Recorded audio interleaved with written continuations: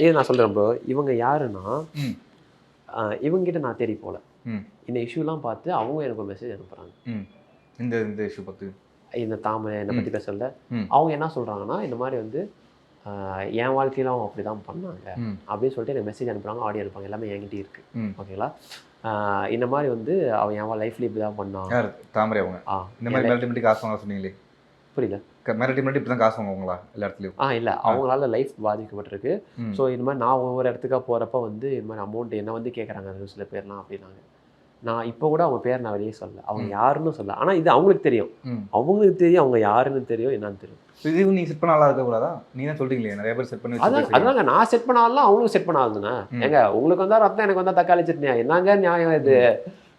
அப்போ வந்து நான் மட்டும்தான் அந்த யார் சொன்னீங்க அந்த பைரவனுக்கு காசு கொடுத்துருக்கேன், இவங்களை செட் பண்ணியிருக்கேன், அப்போ நீங்களாம் எதுவுமே பண்ணலையா? ஏங்க எனக்கும் வந்தா ரத்தம் தாங்க, சவப்பா தாங்க வருது ரத்தம் எல்லாத்துக்குமே.